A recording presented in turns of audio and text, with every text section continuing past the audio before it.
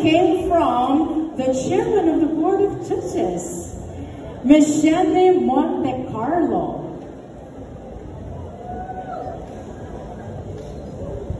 Now let me know if you'd like me to repeat the question, all right? Your final question. For you, what makes a true Lakan matikas, magalang, makatao, at marangal?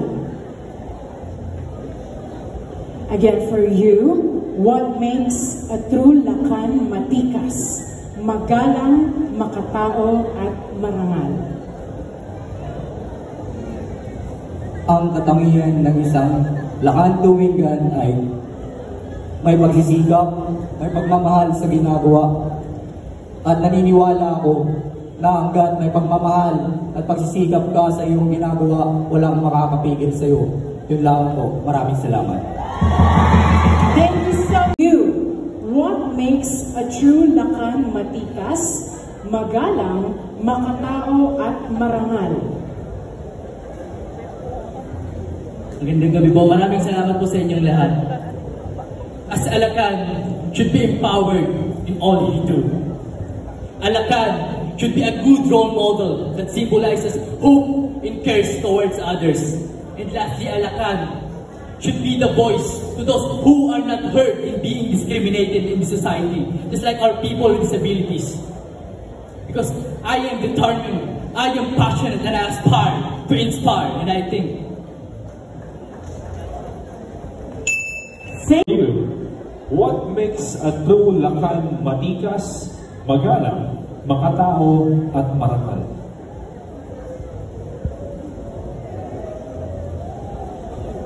For me, all the qualities, in that qualities, I would like to possess na being a courageous man. Because I've faced so many challenges and battles in my life, but one thing I have learned is to always stand up and move forward to life. Because I believe that if your heart and mind to face all your fears and challenges, there's no such thing as a losing or failing. But a strong man will always remain succeed toward his dreams. Thank you. For you, what makes a true Lakan matikas, magalang, makatao, at marangal?